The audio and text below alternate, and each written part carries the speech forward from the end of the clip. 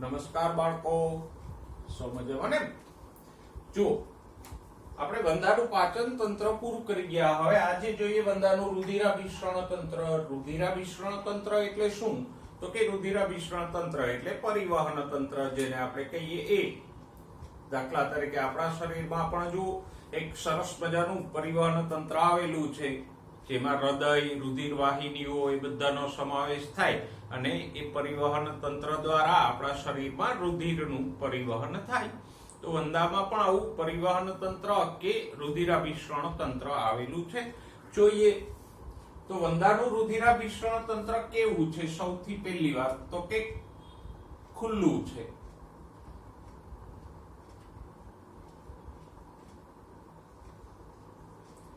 વંદાનું રુધિરાભિસરણ તંત્ર કેવું છે? ખુલ્લું છે.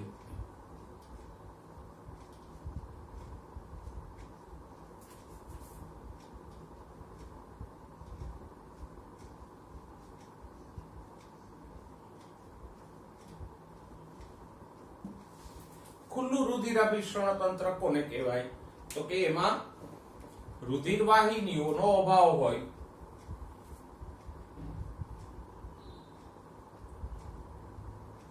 આપણે ચોથા ચેપ્ટરમાં જ ભણી ગયા ખુલ્લું અને બંધ પરિવહન તંત્ર.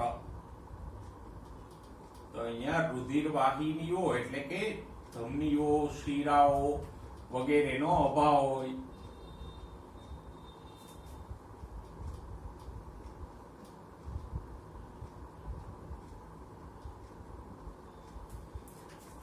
અને એને પરિણામે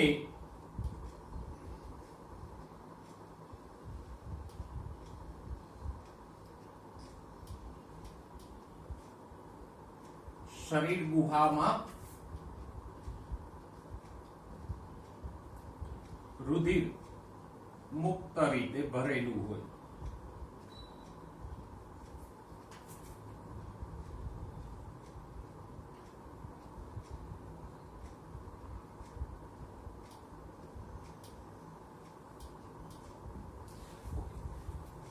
તો અહીંયા રુધિર વાહિનીઓ, ધમનીઓ, શિરાઓ વગેરે ના હોય. એટલે શરીર ગુહા આખી રુધિરથી ભરેલી હોય. શરીર ગુહા એટલે દેહ કોષ્ઠ. ઓકે, પણ અહીંયા આપણે પેલા એ જોઈ લઈએ કે વંદામાં હૃદય ક્યાં હોય? તો કે વંદામાં પૃષ્ઠ તરફ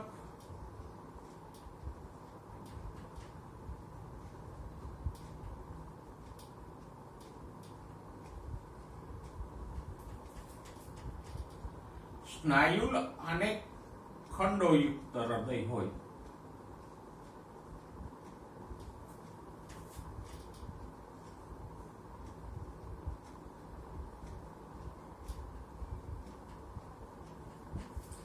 પૃષ્ઠ એટલે પીઠ તરફ. આપણે વક્ષ સપાટી દોરી છે, તો આ શરીર દિવાલ છે અને આ વચ્ચેનો અવકાશ કે જગ્યા છે એ શું છે? શરીર ગુહા અથવા દેહ કોષ્ઠ. એની અંદર બધા અંગો હોય. એની અંદર હૃદય હોય, પાચન માર્ગ હોય, પ્રજનન તંત્રના અંગો. તો આપણે જે પોલાણ અહીંયા દર્શાવ્યું છે એ શું છે? શરીર ગુહા કે દેહ કોષ્ઠ. તો એમાં પૃષ્ઠ એટલે પીઠ તરફ હૃદય હોય. આ તો આપણે વક્ષ દેખાવમાં બતાવ્યું છે, એટલે આપણને વચ્ચે દેખાય છે. સાઈડમાંથી જોઈએ તો ક્યાં હોય? પૃષ્ઠ એટલે કે પીઠની તરફ આવું લાંબુ અને ખંડોયુક્ત હૃદય હોય.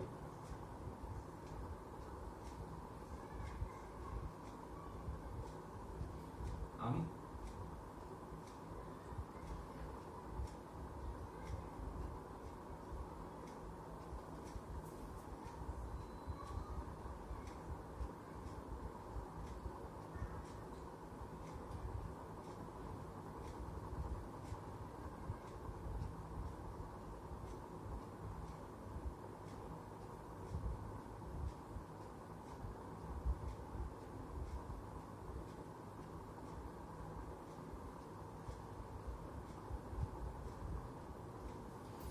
આખી વંદાનું હૃદય કેવું સરસ મજાનું લાંબુ અને ખંડો વાળું છે ને.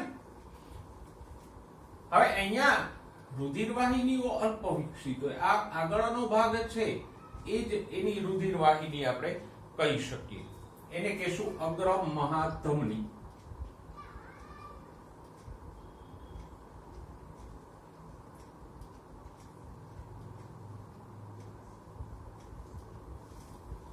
ઓકે, પછી અહીંયા ફક્ત હૃદય જ ના હોય, હૃદયની વક્ષ તરફ પાચન માર્ગ હોય, અહીંયા પ્રજનન તંત્રના ભાગો હોય, એનાથી વક્ષ તરફ ચેતાતંત્ર હોય, એમ બધા અંગો આ દેહ કોષ્ઠ કે શરીર ગુહામાં આવેલા હોય. હવે જો અહીંયા કાર્ય કેવી રીતે થાય તો કે હૃદયના દરેક ખંડની બંને બાજુ આવા પક્ષસમ સ્નાયુઓ હોય. પક્ષસમ એટલે પાંખની જેમ રહેલા.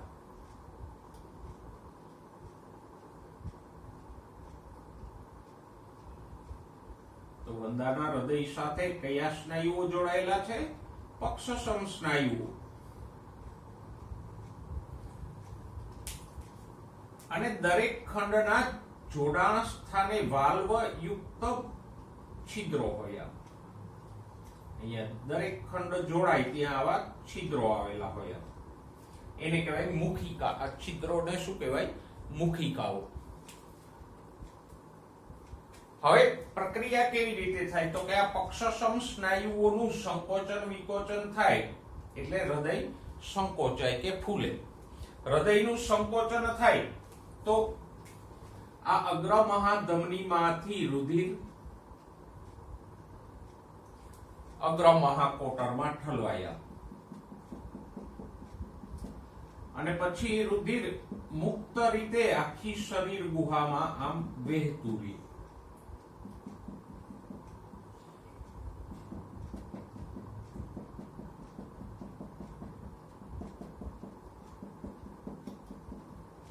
અને પાછું હૃદય વિસ્તરે એટલે આ મુખિકાઓ દ્વારા રુધિર હૃદયમાં પ્રવેશે.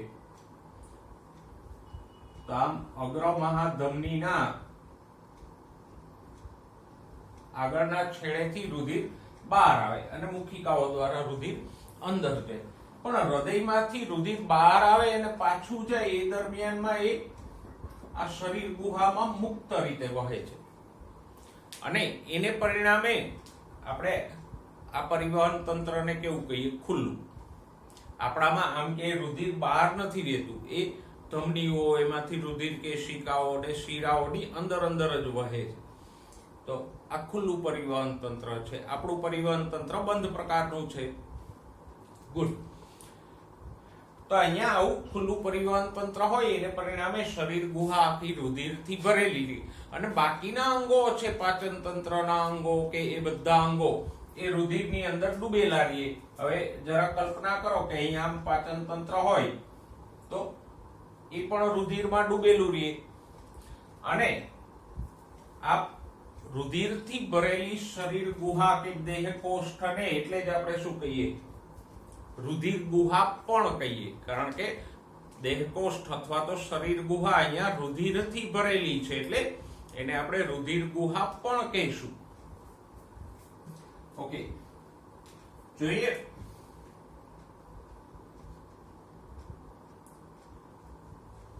તો અહીંયા આંતરિક અંગો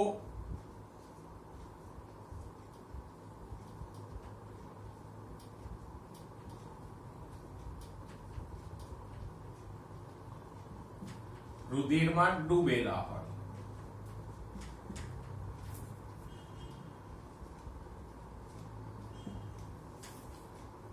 ઓકે, નેક્સ્ટ એનાથી આપણે આગળ આપણે કહી શકીએ કે વંદાની શરીર ગુહા અથવા તો દેહ કોષ્ઠ રુધિરથી ભરેલી હોવાથી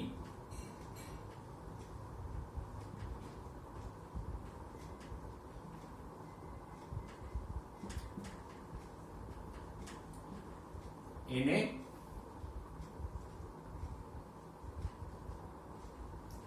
રુધિર ગુહા પણ કહેવાય.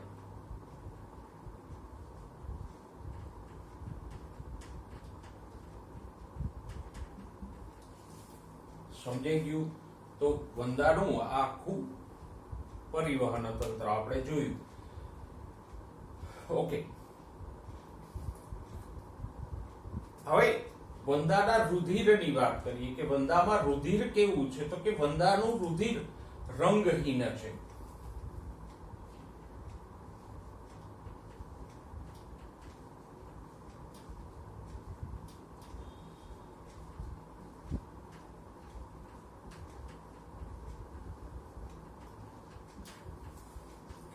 કારણ રંગવિહીન શા માટે છે, તો કે રુધિરમાં હિમોગ્લોબિન હોતું નથી.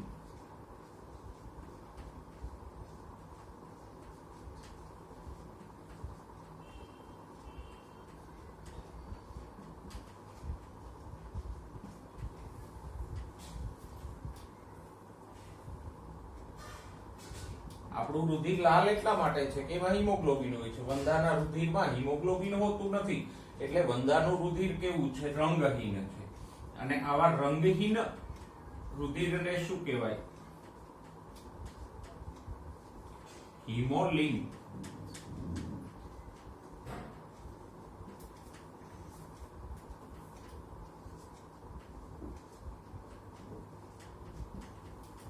તો વંદાના આવા રંગવિહીન રુધિરને આપણે કહીશું હિમોલિમ્ફ.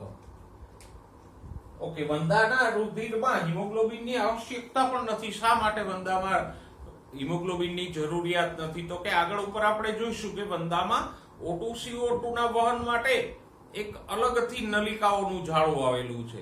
એટલે વંદામાં O2CO2 ની આપલે તો એ શ્વસન નલિકાઓ દ્વારા થાય છે. તો પછી જો O2CO2 ની આપલે કરવાની ના હોય તો હિમોગ્લોબિનની કોઈ જરૂર રહેતી નથી. આપણા રુધિરમાં તો હિમોગ્લોબિનની મુખ્ય આવશ્યકતા શું છે, તો કે O2CO2 ની આપલે માટે. હા, આમાં હિમોગ્લોબિન નથી હોતું, પણ હિમોલિમ્ફમાં પ્લાઝમા એટલે કે રુધિર રસ નામનું એક તૈલી પ્રવાહી હોય અને હિમોસાઇટ્સ નામના કોષો હોય. આ હિમોલિમ્ફમાં શું હોય,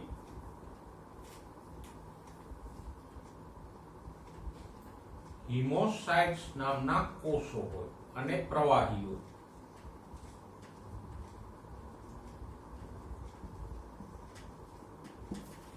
તો આ વસ્તુને જરા યાદ રાખજો કે વંદાનું રુધિર રંગહીન છે. શા માટે, તો કે એમાં હિમોગ્લોબિન હોતું નથી. વંદાના રુધિરમાં હિમોગ્લોબિન હોતું નથી. શા માટે, તો કે વંદામાં O2CO2 ની આપલે શ્વસન નલિકાઓ દ્વારા થાય છે, એટલે રુધિરમાં હિમોગ્લોબિનની આવશ્યકતા નથી. તો આમ આપણે વંદામાં રુધિરાભિસરણ તંત્રની વાત કરી કે ખુલ્લું છે, રુધિર વાહિનીઓ એમાં તદ્દન અલ્પ વિકસિત હોય છે. આટલો ભાગ જ જેને આપણે અગ્રમહાધમની કીધી એ રુધિર વાહિની છે, બાકી કોઈ રુધિર વાહિનીઓ હોતી નથી. હૃદય ક્યાં હોય, પૃષ્ઠ તરફ હોય અને કેવું છે, ખંડો વાળું છે.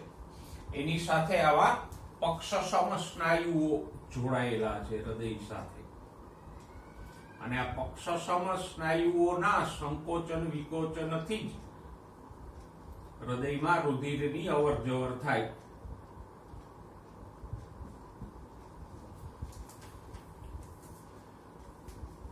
અને રુધિર વાહિનીઓ નથી એટલે વંદાની શરીર ગુહા રુધિરથી ભરેલી હોય, અને આવી રુધિરથી ભરેલી શરીર ગુહાને આપણે રુધિર ગુહા કહીએ.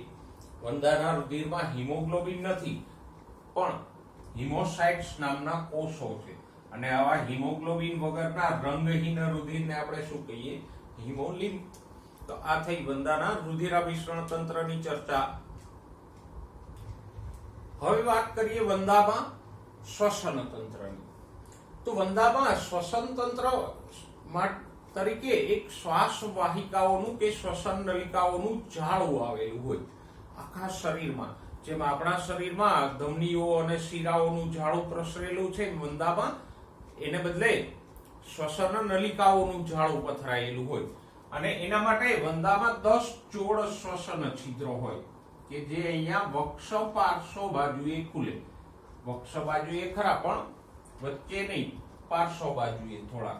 તો વક્ષ પાર્શ્વ બાજુએ આ શ્વસન છિદ્રો ખુલે.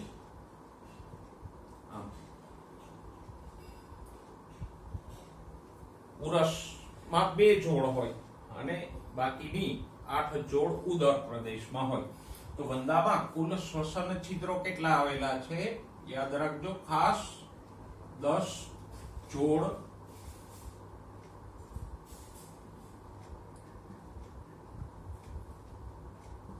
શ્વસન છિદ્રો હોય અને આ શ્વસન છિદ્રોની પાછળથી આવી શ્વસન નલિકાઓ શરૂ થાય.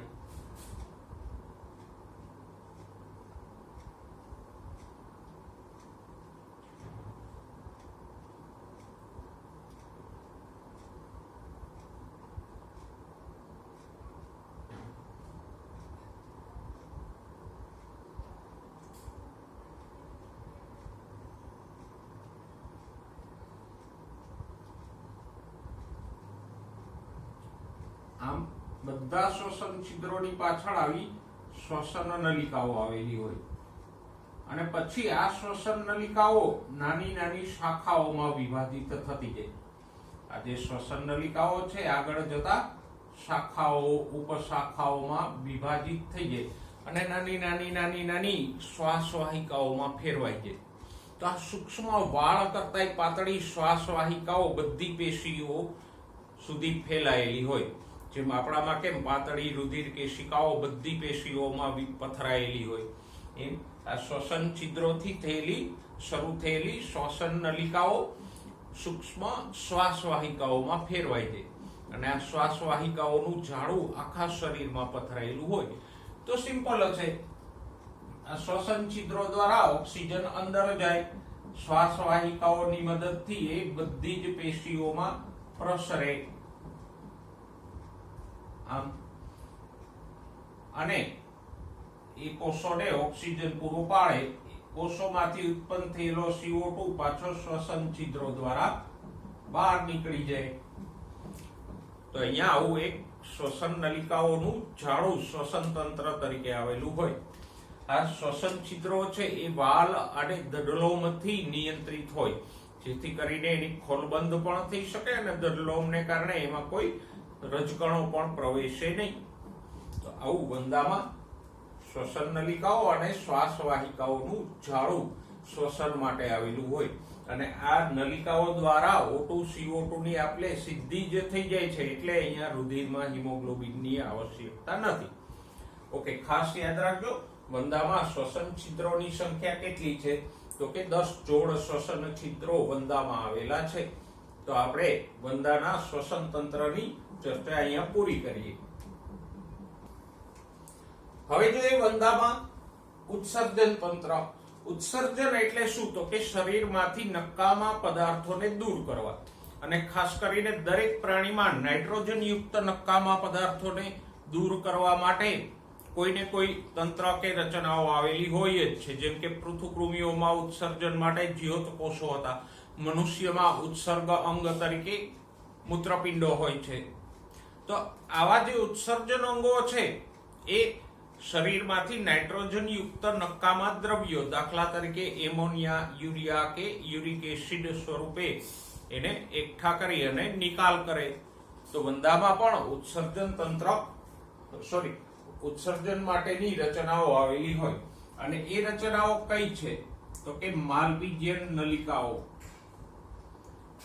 આપણામાં જેમ મૂત્રપિંડ આવેલા છે એમ વંદામાં ઉત્સર્જન માટે શું આવેલ છે? માલપીજ્યન નલિકાઓ. ક્યાં આવેલી છે? યાદ કરો જરા, આપણે ભણી ગયા માલપીજ્યન નલિકાઓ. બોલો બોલો. પાચન તંત્રમાં આવી હતી. આ અન્ન સંગ્રહાશય છે, પછી આ પેશણી છે, પેશણી પછીનો ભાગ છે એને આપણે મધ્યાંત્ર કહેતા હતા,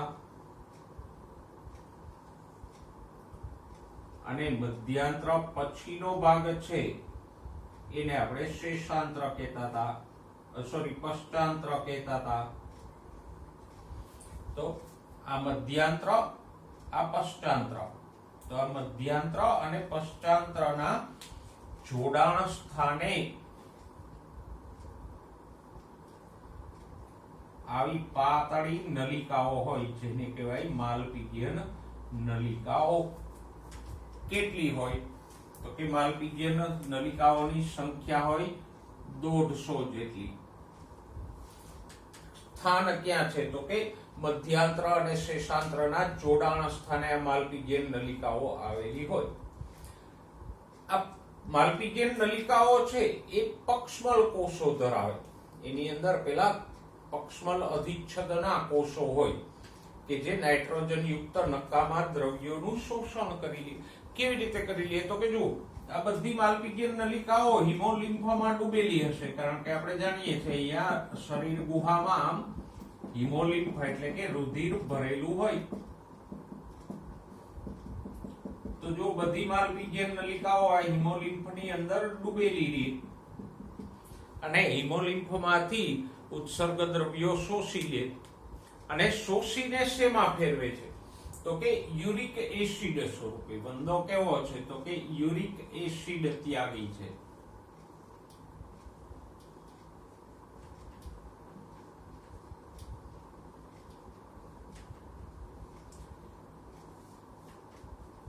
બરાબર, અથવા તો એને કહેવાય યુરિકોટેલિક.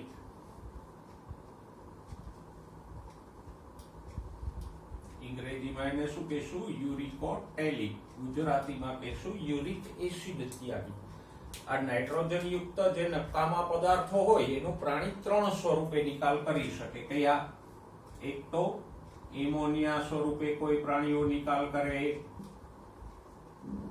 ઘણા પ્રાણીઓ એને યુરિયામાં ફેરવીને નિકાલ કરે અને ઘણા પ્રાણીઓ એને યુરિક એસિડમાં ફેરવીને નિકાલ કરે.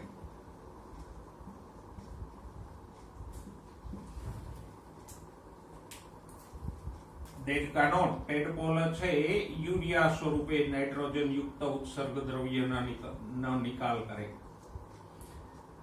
યુરિયા ત્યાગી કોણ છે તો કે મનુષ્ય છે. અને યુરિક એસિડ ત્યાગી કોણ છે તો કે વંદો યુરિક એસિડમાં ફેરવીને નિકાલ કરે. એટલે વંદો કેવો છે? યુરિકોટેલિક. માલપિજ્જન નલિકાઓ હિમોલિમ્ફમાંથી જે નાઇટ્રોજન યુક્ત નકામા દ્રવ્યો શોષે એને પછી એ યુરિક એસિડમાં ફેરવી નાખે અને પશ્ચાંતરમાં નિકાલ કરી દે. મળદ્વાર દ્વારા એનો નિકાલ થઈ જાય. આમ યાદ રાખજો. ઓકે, અહીંયા ઉત્સર્જન તરીકે મુખ્ય માલપિજ્જન નલિકાઓ છે, પણ એની સાથે સાથે બીજી રચનાઓ પણ ઉત્સર્જનમાં ભાગ ભજવે, જેમ કે મેદકાયો જે ચરબીયુક્ત હોય અને અહીંયા આમ હોય, આ હિમોલિમ્ફમાં તરતા હોય, આવા મેદકાયો હોય, એ પણ ઉત્સર્જનમાં ભાગ ભજવે. સાથે સાથે નેફ્રોસાઇટ્સ નામના કોષો,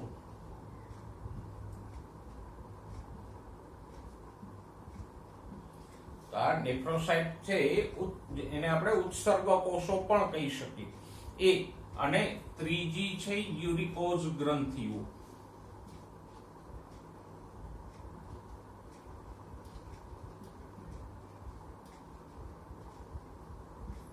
તો ધ્યાનમાં રાખજો, અહીંયા ઉત્સર્જન માટે મુખ્યત્વે માલપિજ્જન નલિકાઓ છે, પણ સાથે સાથે મેદકાયો, નેફ્રોસાઇટ્સ એટલે ઉત્સર્ગ કોષો અને યુરિકોઝ ગ્રંથિઓ પણ ભાગ તો ભજવે જ છે, ઉત્સર્જનમાં મદદરૂપ થાય જ છે.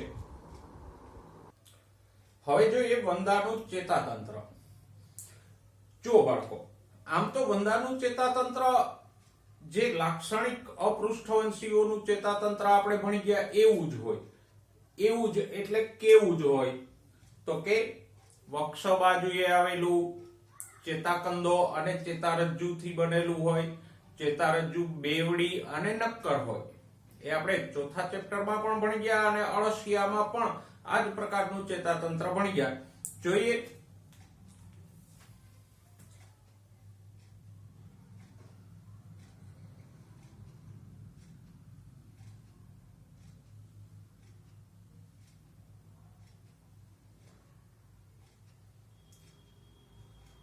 આ 3 ખંડો છે એ ઉરસના છે અને ઉરસ પછી આવશે ઉદરના ખંડો 10,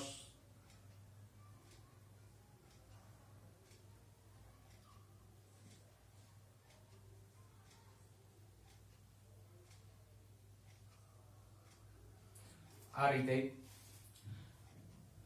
અહીંયા વચ્ચે હોય પાચન માર્ગ, આ અન્ન સંગ્રહાશય, પેષણી વગેરે. અહીંયા પૃષ્ઠ તરફ હૃદય હોય.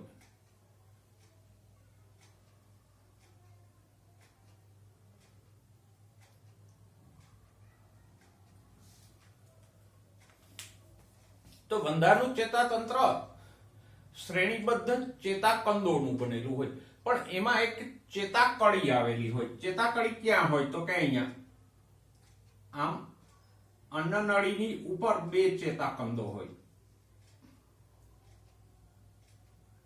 એને આપણે કહીશું ઉપરી અન્નનાલીય ચેતાકંદો.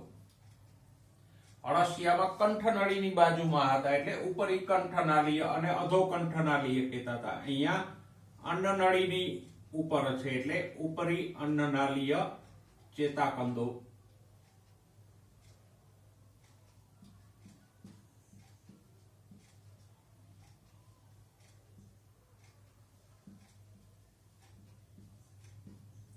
એવા જ બે ચેતાકંદો નીચે પણ હોય.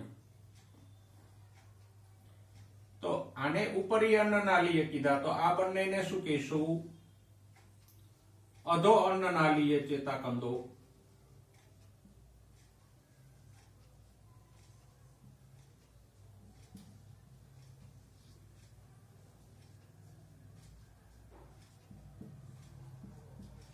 અને આ ચેતાકંદો એક પરી અન્નનાલીય યોજી વડે આમ જોડાયેલા હોય. અન્નનળીની ફરતે બે બાજુએ આવી યોજી આવેલી હોય.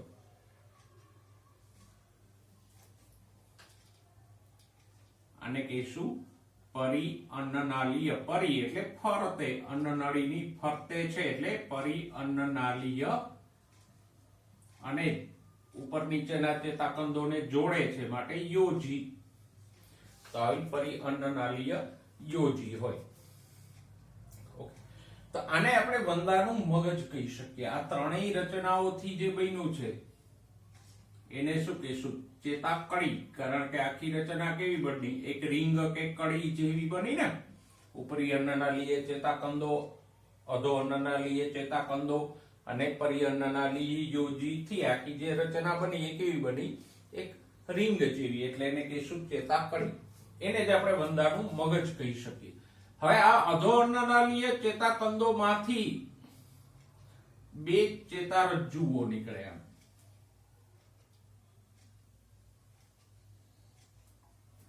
જે વક્ષ તરફ પથરાયેલી હોય, અને એ ચેતારજ્જુમાં આમ ચેતાકંદો આવેલા હોય.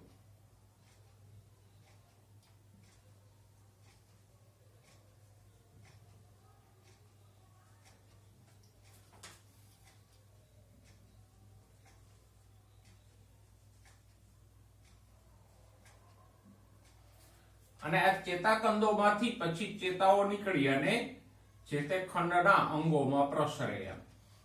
પાચન તંત્રના ભાગો હોય, પ્રજનન તંત્રના ભાગો હોય, એ બધામાં આમ ચેતાઓ પ્રસરે. તો આ ચેતાકંદો છે અને આ બેવડી છે ચેતારજ્જુ છે.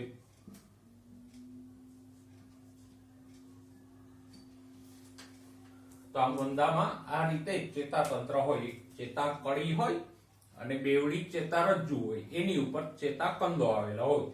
ચેતાકંદ કેટલા છે તો કે વંદામાં ઉરસમાં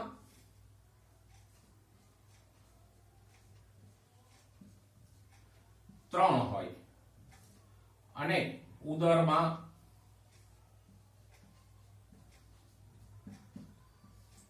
6 ચેતાકંદો જોડમાં આવેલા હોય. તો જો અહીંયા આ 1 2 અને 3 ઉરસના 1 2 3 4 5 6 ઉદર પ્રદેશમાં આવેલા છે. તો આમ વંદામાં ટોટલ 9 ચેતાકંદો ચેતારજ્જુની ઉપર આવેલા હોય અને 2 અન્નનળીની ઉપર હોય, 2 અન્નનળીની નીચે હોય. હવે આગળના જે ભાગો છે એનું ચેતાકરણ આના દ્વારા થાય. આ ઉપરી અન્નનાલીય ચેતાકંદો અને અધો અન્નનાલીય ચેતાકંદો દ્વારા ચેતાકરણ થાય. જો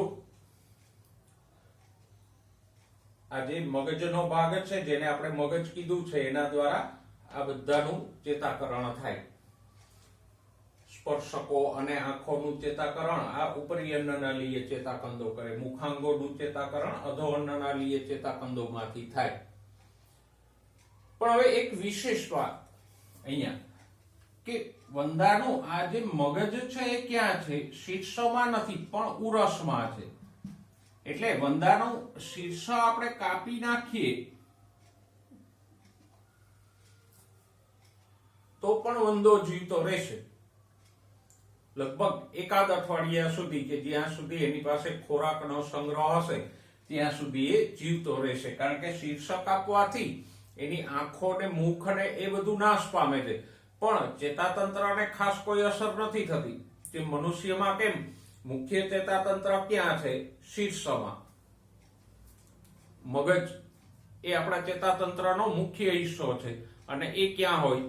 મોટાભાગના માણસોમાં શીર્ષની અંદર હોય, ખોપડીમાં. એટલે જ મનુષ્યમાં કોઈ કારણસર શીર્ષક કપાઈ જાય તો મનુષ્યનું તત્કાળ મૃત્યુ થાય. પણ જો બીજું કોઈ અંગ કપાય તો મનુષ્યને વાંધો નથી આવતો. કારણ તો કે ચેતાતંત્ર સારું છે. એમ વંદામાં પણ શીર્ષક કાપી નાખશો તો ચેતાતંત્રને મોટી નુકસાની નથી થતી. એટલે જ શીર્ષક કપાયા પછી પણ વંદો એકાદ અઠવાડિયા જેટલો સમય જીવિત રહે, પછી ખોરાકના અભાવે એનું મૃત્યુ થાય. તો આ વંદાની વિશેષતા છે. ચેતાતંત્રની વાત કરી. હવે જોઈએ વંદાના સંવેદાંગો. તો વંદામાં કયા કયા સંવેદાંગો આવેલા છે? તો કે વંદાના સંવેદી અંગોમાં એક તો છે સ્પર્શકો.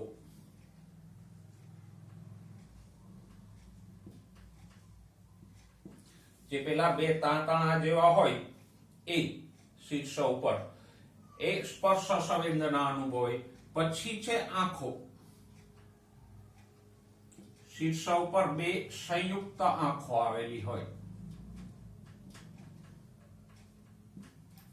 સંયુક્ત આંખો કોને કહેવાય એને આપણે જોઈએ.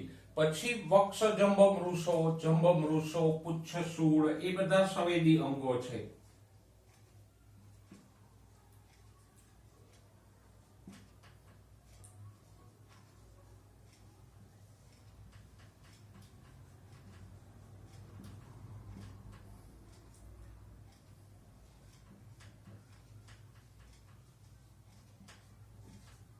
તો વંદામાં કુલ સંવેદી અંગો કેટલા છે? તો કે સ્પર્શકો, આંખો, જંભમૃષો, વક્ષ જંભમૃષો અને પુચ્છસૂળ. આ જંભમૃષ, વક્ષ જંભમૃષ મુખાંગોનો ભાગ છે કે જે ખોરાકના સ્પર્શને અનુભવે. પુચ્છસૂળ જમીનની નજીક રહેલા હોય, 10મા ખંડમાં હોય તો એ જમીનમાં થતા કંપનો વગેરેની સંવેદના અનુભવે. ઓકે, તો આ સંવેદી અંગો છે. હવે એમાંથી આપણે આંખની વાત અગાઉ પણ કરી હતી કે વંદાની આંખને સંયુક્ત આંખ કહેવાય. સંયુક્ત આંખ એટલા માટે કે એક સળંગ ભાગથી નથી બનેલી, પણ આવા 2000 જેટલા ષટકોણ ટુકડાથી દરેક આંખ બનેલી છે. આમ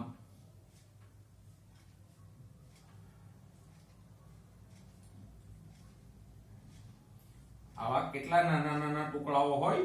લગભગ 2000 જેટલા. અને આ દરેક ટુકડાને શું કહેવાય? નેત્રનો ટુકડો છે માટે નેત્રિકા. તો આવી 2000 જેટલી નેત્રિકાઓ નામના ટુકડાઓથી બનેલી છે, માટે આપણે વંદાની આંખને કેવી કહીએ? સંયુક્ત આંખ કહીએ. ઓકે, હવે આવી આંખ છે તો પછી વંદામાં પ્રતિબિંબ પણ કેવું જોવા મળે? ટુકડામાં. દાખલા તરીકે વંદો કોઈ પર્ણને જુએ તો એને આખું પર્ણ ન દેખાય, પણ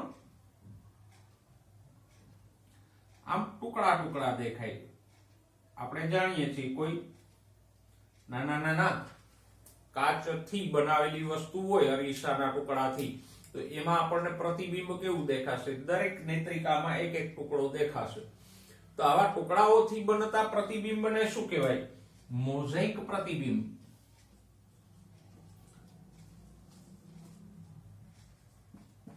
તો તો વંદાની આંખ દ્વારા જે દ્રશ્ય દેખાય છે એ ટુકડાઓથી બનેલું હોય અને એવા દ્રશ્યને શું કહેવાય? મોઝેક પ્રતિબિંબ કહેવાય. તો આમ વંદાને આવું ટુકડામય દ્રશ્ય દેખાય એટલે એની આંખનું રેઝોલ્યુશન ઓછું હોય, એટલે કે નાની નાની વસ્તુઓને ઓછી જોઈ શકે. પણ વંદાની દ્રષ્ટિ ક્ષમતા સારી હોય, એ રાતે પણ સ્પષ્ટ જોઈ શકે. ભલે આવા ટુકડાઓથી મોઝેક પ્રતિબિંબ જુએ છે એટલે એ ઝીણી ઝીણી વસ્તુઓને કે એક મોટી વસ્તુને સળંગ નહીં જોઈ શકે, પણ સામે અંધારામાં પણ એ જોઈ શકશે.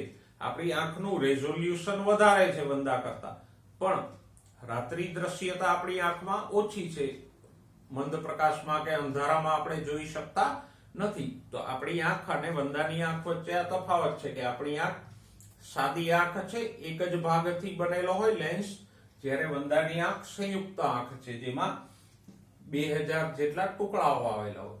આપણી આંખનું રેઝોલ્યુશન વધારે છે. વંદાની આંખનું રેઝોલ્યુશન એટલે નાની નાની વસ્તુઓ જોવાની ક્ષમતા ઓછી છે. આપણી આંખ વસ્તુનું પ્રતિબિંબ એક ટુકડામાં જ કે સળંગ જુએ છે, જ્યારે વંદામાં ટુકડામય પ્રતિબિંબ હોય એને કહેવાય મોઝેક પ્રતિબિંબ. આપણી રાત્રિ દ્રશ્યતા ઓછી છે, વંદામાં રાત્રિ દ્રશ્યતા વધારે છે.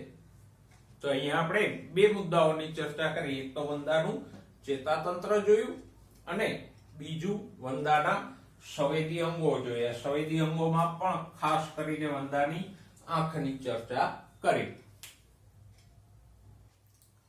હવે વાત કરીએ વંદાના પ્રજનન તંત્રની. તો જો વંદો એકલિંગી પ્રાણી છે અને એકલિંગી ઉભયલિંગીની ચર્ચા આપણે વારંવાર કરી ગયા, અળસિયા વખતે પણ કરી ગયા. તો એકલિંગી પ્રાણી કોને કહેવાય? તો કે જેમાં નર અને માદા પ્રાણીઓ જુદા જુદા હોય. નર શુક્રપિંડો ધરાવતા હોય, માદાઓ અંડપિંડો ધરાવતી હોય. તો આવા પ્રાણીઓને આપણે એકલિંગી કહીએ. જ્યારે અળસિયાની જેમ જો એક જ પ્રાણીમાં અંડપિંડ અને શુક્રપિંડ બંને હોય તો એવા પ્રાણીને આપણે ઉભયલિંગી કહીએ. પણ વંદો કેવો છે? એકલિંગી પ્રાણી છે, એટલે અહીંયા નર અને માદા વંદો અલગ હશે. અને આપણે નર અને માદા વચ્ચેના તફાવતો પણ જોઈએ. પહેલા આપણે નર પ્રજનન તંત્ર અને એના ભાગોની વાત કરીએ. તો નર પ્રજનન તંત્રમાં ઉદરના 4 થી 6 ખંડોમાં ચોથો, પાંચમો અને છઠ્ઠો ખંડ કરો, પણ કયા? ઉદરના.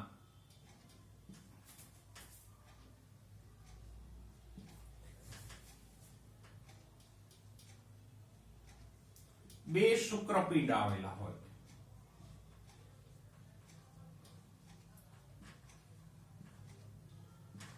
જો આકૃતિમાં પણ આપણે જોઈ શકીએ કે અહીંયા શુક્રપિંડો કેવા છે? તો કે લાંબા છે. અને ખંડો ગણશો તો ક્યાં હશે? ચોથા, પાંચમા અને છઠ્ઠા ખંડમાં લંબાયેલા છે. તો આવા એક જોડ શુક્રપિંડો આવેલા હોય. શુક્રપિંડોમાંથી શું નીકળે છે? તો કે એક શુક્રવાહિની નીકળે છે. એક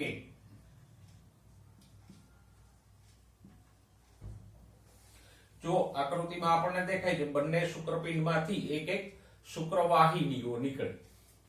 અને એ શુક્રવાહિનીઓ ક્યાં ખુલે? તો એક શુક્રાશયમાં ખુલે. શુક્રવાહિનીમાં વચ્ચે વચ્ચે જે પહોળા ભાગો છે એ શુક્રાશયો છે. અને શુક્રાશયો દ્વારા શુક્રવાહિનીઓ ક્યાં ખુલશે? તો કે ખલન નલિકા નામની નલિકામાં. જો આકૃતિમાં નીચે જે પીળી નલિકાઓ બતાવી છે, પીળા રંગની, એ શું છે? સ્ખલન નલિકાઓ છે. સાથે સાથે એમાં ઉપરની તરફ બે ગ્રંથિઓ પણ આપેલી છે. કોંગ્લોમેટ ગ્રંથિ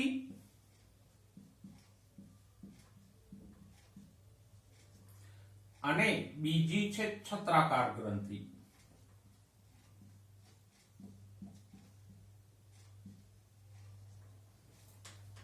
તો આવી બે સહાયક ગ્રંથિઓ પણ હોય. કઈ હોય? બે. આકૃતિમાં જુઓ, એક ગ્રંથિ આમ ફેલાયેલી છે જેનું નામ આપણને નથી આપ્યું, એ છે છત્રાકાર ગ્રંથિ. અને એની વચ્ચે જે દેખાય છે એ કોંગ્લોમેટ ગ્રંથિ છે. તો એનો સ્ત્રાવ પણ શુક્રકોષો સાથે આ સ્ખલન નલિકામાં ઠલવાય. તો આમ વંદામાં શુક્રપિંડો ક્યાં હોય? ઉદરના 4 થી 6 ખંડોમાં હોય. એક જોડી, એમાંથી શુક્રવાહિનીઓ નીકળે. શુક્રવાહિનીઓમાં શુક્રાશયો હોય. શુક્રવાહિનીઓ ક્યાં ખુલે? સ્ખલન નલિકામાં. 2 ગ્રંથિઓનો સ્ત્રાવ પણ એમાં ઠલવાય, કે એવું કોંગ્લોમેટ ગ્રંથિ અને છત્રાકાર ગ્રંથિનો સ્ત્રાવ એમાં ઠલવાય. ઓકે, નીચેના ભાગે જો નરવંદામાં ઉદરના છેડે એટલે કે 10મા ખંડની આજુબાજુ જનન દઢકો આવેલા હોય, કાઇટિનના બનેલા. જો ટિટિલેટર્સ, કુટશિશ્ન વગેરે નાના નાના ભાગો બતાવ્યા છે. તો એવા જે નાના નાના ભાગો છે એને શું કહેવાય? જનન દઢકો. અને આ જનન દઢકો બાહ્ય જનન અંગો છે. મનુષ્યમાં, નરમાં શિશ્ન છે એ બાહ્ય જનન અંગ છે, ત્યારે અહીંયા બાહ્ય જનનાંગો તરીકે શું છે? કાઇટિનના જનન દઢકો, કે જે નર જનન છિદ્રની ફરતે આવે કાઇટિનની બનેલી અસમમિતીય રચના છે, કે જે અલગ અલગ આકારની હોઈ શકે. ઓકે, હવે પ્રજનનની પ્રક્રિયાની વાત કરીએ તો કે આ શુક્રપિંડોમાંથી આવતા શુક્રકોષો શુક્રાશયોની અંદર સંગ્રહ પામે અને સમાગમ પહેલા બધા શુક્રકોષો નાના નાના સમૂહોમાં ભેગા મળી અને શેની રચના કરે છે? શુક્રકોથળીની. આ જે કોંગ્લોમેટ ગ્રંથિ, છત્રાકાર ગ્રંથિનો સ્ત્રાવ છે એના દ્વારા શુક્રકોષોનો એક સમૂહ બને, એને શું કહેવાય? શુક્રકોથળી.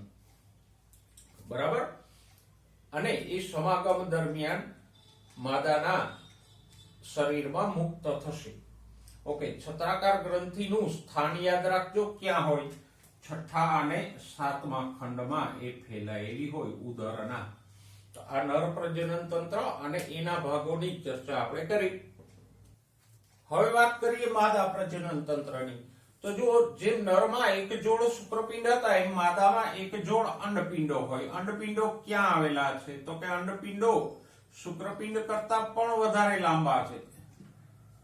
ઉદરના 2 થી 6 ખંડો સુધી પ્રસરેલા છે. અંડપિંડો ક્યાં છે? ઉદરના 2 થી લઈ અને 6ઠા ખંડ સુધી પ્રસરેલા છે. અને દરેક અંડપિંડ જુઓ, આકૃતિમાં તમે જોઈ શકો છો, આમ છે, આવો લાંબો. એની અંદર આકૃતિમાં તમને 5 જેટલી અંડવાહિનીઓ બતાવેલી છે, પણ ખરેખર આવી 8 અંડવાહિનીઓ હોય. સોરી, 8 આવી નલિકામય રચનાઓ હોય. અને આ 8 નલિકાઓ અંડકોષો ધરાવતી હોય. આ જે આવી 8 નલિકાઓ હોય તો દરેકની અંદર આમ શ્રેણીબદ્ધ અંડકોષો આવેલા હોય.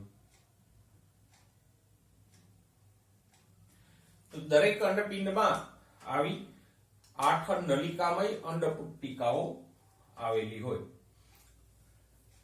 આગળ જઈએ, જો આકૃતિમાં આપણે જોઈ શકીએ કે અંડપિંડમાંથી આવી નલિકાઓ નીકળે છે, બંને અંડપિંડમાંથી. એને શું કહેવાય?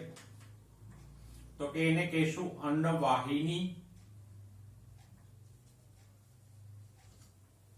આ બંને જે દેખાય છે આકૃતિમાં, એમાંથી આમ એક નલિકા બને. આ બંને અંડવાહિનીઓ જોડાઈને એક નલિકા બને, એને કહેશું યોની અથવા તો સામાન્ય અંડવાહિની. યોની અથવા સામાન્ય અંડવાહિની. અને એ ક્યાં ખુલે છે? તો કે એક આવા પહોળા ભાગમાં ખુલે છે. એમાં 2 ખંડો છે. એક ખંડ, ઉપરનો જે ખંડ છે એને કહેશું જનન ખંડ, અને નીચેનો પ્રગુહા તરીકે ઓળખાય. આ જનન ખંડ, આ પ્રગુહા. આખા ભાગને શું કહેશું આપણે? માદા જનન કોથળી અથવા તો જનન કોથળી. આપણે ભણી ગયા ને કે 7મો ખંડ, 7મું અધોકવચ 9 તલ આકારનું બનાવે અને એની અંદર જનન કોથળી રહેલી હોય. તો એ આ જનન કોથળી. જનન કોથળીમાં ગુંદર ગ્રંથિનો સ્ત્રાવ ભળે.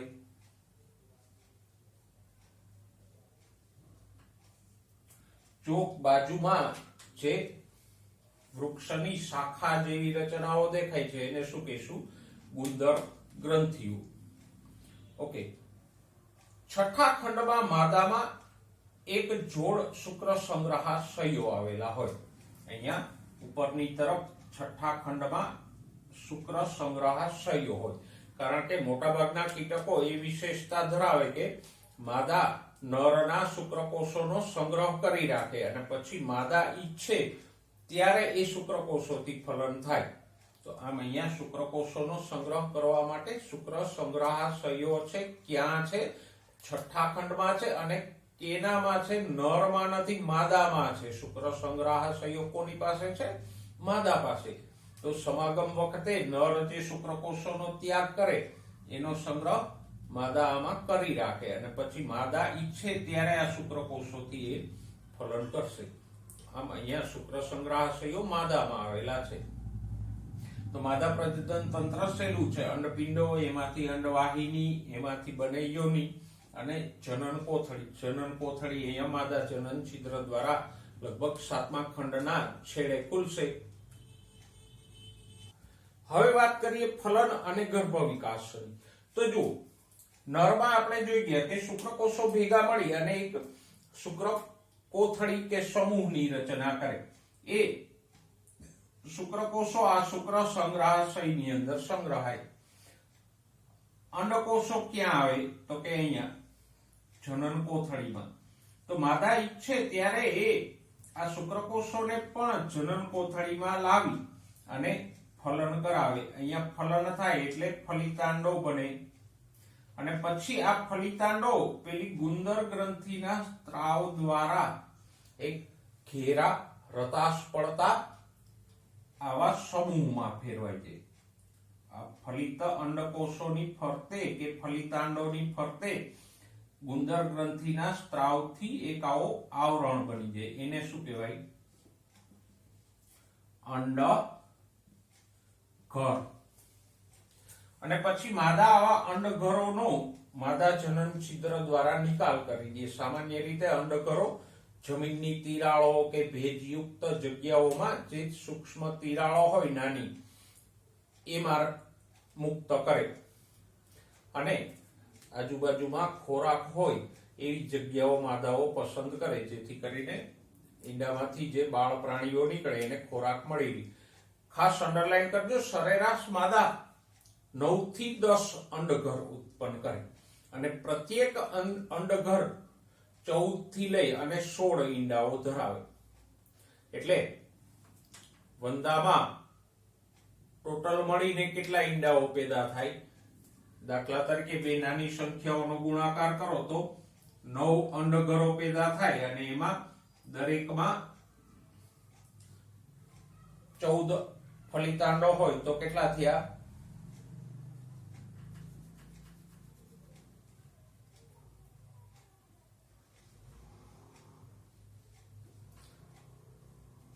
સોરી 9 ચોક 36 અને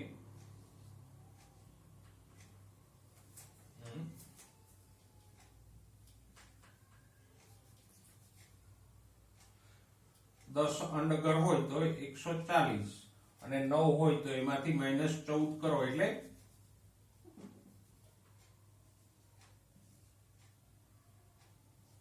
126. અને જો 10 અંડઘરો અને 16 ઈંડાઓ હોય તો 160. એટલે માદાઓ સરેરાશ 126 થી 160 જેટલા ઈંડાઓ એકવારમાં ઉત્પન્ન કરે. મતલબ કે એક જ પ્રજનનમાં વંદો 100 કરતાંય વધારે નવા પ્રાણીઓને જન્મ આપે. ઓકે. હવે પેરીપ્લેનેટા અમેરિકાના એટલે કે વંદાનો ગર્ભ વિકાસ પરોક્ષ પ્રકારનો છે અને એમાં જે કીટ શિશુ ઉત્પન્ન થાય એટલે કે બાળ કીટકો ઉત્પન્ન થાય એ અંડરલાઈન કરો 13 વખત નિર્મોચન કરે. એટલે કે એનું કાઇટિનનું કવચ છે સાપની કાંચળીની જેમ ઉતારે. સાપ જેમ સમયાંતરે કાંચળી ઉતારે છે એમ આ કીટ શિશુઓ પણ સમયાંતરે કાઇટિનના કવચનું નિર્મોચન કરે અને નિર્મોચન પુખ્ત અવસ્થા સુધીમાં કેટલી વાર થાય? 13 વખત. તો આમ 13 વખત નિર્મોચન કરી અને શિશુ પુખ્ત બની જાય. ઓકે, એક શબ્દને અંડરલાઈન કરો તો કે અંતિમ કીટ શિશુ પહેલાની અવસ્થામાં, એટલે કે જે છેલ્લું પુખ્ત બાળ પ્રાણી બને એની પહેલાની અવસ્થાઓમાં પક્ષતલ્ય એટલે કે વિંગ પેડ્સ હોય છે, કે પાંખો નથી હોતી પણ પાંખોની જગ્યાએ ગાદી જેવા ભાગો હોય, એને શું કહેવાય? પક્ષતલ્ય. પછી 13મી વખત નિર્મોચન થયા પછી જે કીટ શિશુ ઉત્પન્ન થાય એમાં પક્ષતલ્યને બદલે શું હોય? પાંખો હોય. તો આ આંકડાઓને ધ્યાનમાં રાખજો. કેટલા અંડગર ઉત્પન્ન થાય, દરેકમાં સરેરાશ કેટલા ફલિતાંડો હોય, કેટલી વખત નિર્મોચન કરે અને પક્ષતલ્ય શું છે એને ધ્યાનમાં રાખજો. તો આપણે આ વંદામાં ફલન અને ગર્ભ વિકાસની વાત કરી. છેલ્લે વંદાનું મહત્વ જોઈ લઈએ. તો અળસિયું જેમ ખેડૂતોને વગેરેને ઉપયોગી હતું, જમીન માટે ફાયદાકારક હતું, એવું કોઈ મહત્વ વંદાનું નથી. વંદો નુકસાનકારક પ્રાણી છે કે જે રોગો ફેલાવે છે અને મનુષ્યને નુકસાન કરે છે. ખોરાક ઉપર વંદો બેસે તો એમાં એ રોગકારકો પ્રવેશે અને એવો ખોરાક મનુષ્ય ખાય તો વંદા દ્વારા રોગો ફેલાય. તો આમ વંદો કોઈ આર્થિક મહત્વ ધરાવતો નથી. હા, નકારાત્મક મહત્વ એનું છે કે એ ઉપદ્રવકારક અને રોગકારક છે, જે આપણા ખોરાક અને બીજી વસ્તુઓને ખરાબ કરી નાખે છે અને રોગો ફેલાવે છે. તો આજે આપણે વંદાની અંતઃસ્થ રચના પૂરી કરી. નેક્સ્ટ ટાઈમ દેડકાની બાહ્યાકાર વિદ્યા અને અંતઃસ્થ રચનાની ચર્ચા સાથે ફરીવાર મળીશું. ત્યાં સુધી સ્વસ્થ રહો, મસ્ત રહો અને ભણવામાં વ્યસ્ત રહો.